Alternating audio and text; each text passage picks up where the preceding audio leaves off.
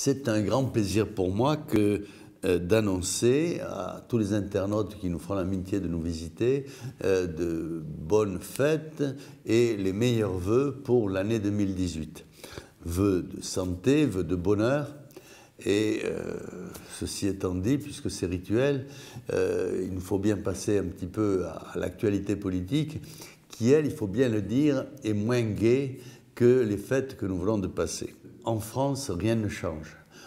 On nous promet toujours que les choses vont changer, et puis, dans la réalité, on reste engoncé dans toutes les ornières qui détruisent notre pays depuis des dizaines d'années. Il y a quelque chose de fou dans le fonctionnement de notre démocratie, qui n'a d'ailleurs de démocratie que le nom. Il n'empêche qu'il y a des gens admirables, et je veux avoir une pensée pour les militaires qui, alors que leurs moyens sont néantisés, sont détruits, les militaires qui, aux quatre coins du monde, se battent pour l'honneur de la France, alors que bien souvent, en plus, les territoires où ils combattent, où ils laissent la vie, n'ont qu'un intérêt très marginal pour la défense de notre pays. Parce que quand on prétend combattre le terrorisme, il faut d'abord le combattre sur notre sol avant de le combattre aux quatre coins du monde. Malgré tout, il y a des talents considérables et le drame, c'est que les gens talentueux sont oubliés, sont occultés au bénéfice des gens qui ne le sont pas et des gens qui détruisent notre pays.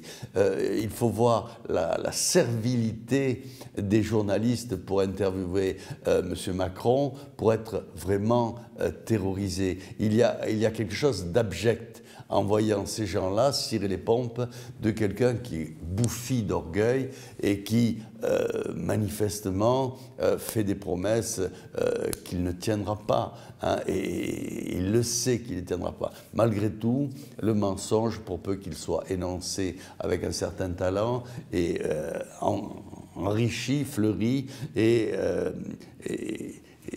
soutenu. Donc, les choses sont difficiles. Hein. Certes, la coutume est de se dire que on souhaite que l'année 2018 soit une bonne année, mais ce n'est pas gagné.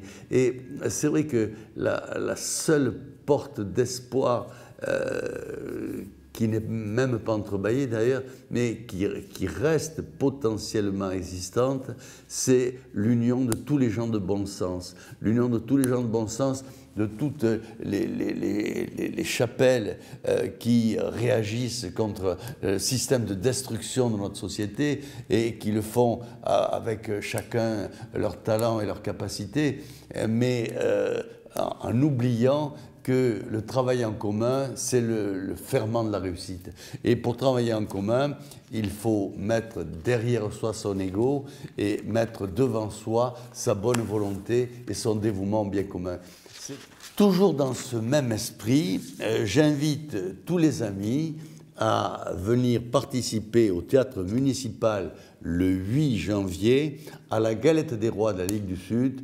Tous ceux qui aiment leur pays, tous ceux qui sont prêts à lutter pour que ce pays vive et survive sont cordialement invités. Merci à tous.